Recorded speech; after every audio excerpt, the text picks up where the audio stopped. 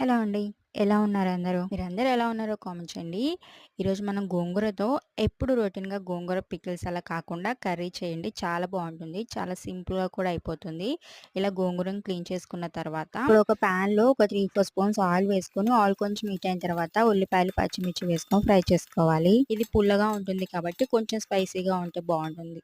ఇవి కొంచెం ఫ్రై అయిన తర్వాత ఇందులో కొంచెం పసుపు వేసుకొని ఇదంతా బాగా మిక్స్ చేసి ఇందులో ఇప్పుడు క్లీన్ చేసి పెట్టుకున్న గోంగూరని ఇందులో వేసుకోవాలి. ఇప్పుడు ఇందులో సరిపడా సాల్ట్ వేసుకొని ఇదంతా బాగా ఒకసారి మిక్స్ చేసి మూత పెట్టుకొని ఇది మెత్తగా కుక్ అయ్యేంత సేపు కుక్ చేసుకోవాలి. దీనికి పెద్ద ఇంగ్రీడియెంట్స్ కూడా ఏమి అవసరం లేదు.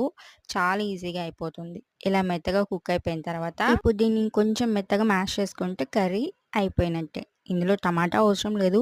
ఎలాగో గోంగూర పుల్లగా ఉంటుంది కాబట్టి టమాటా అవసరం లేదు. ఇప్పుడు స్టవ్ ఆఫ్ చేసుకొని వేడి వేడి అన్నంలోకి సర్వ్ చేసుకుంటే చాలా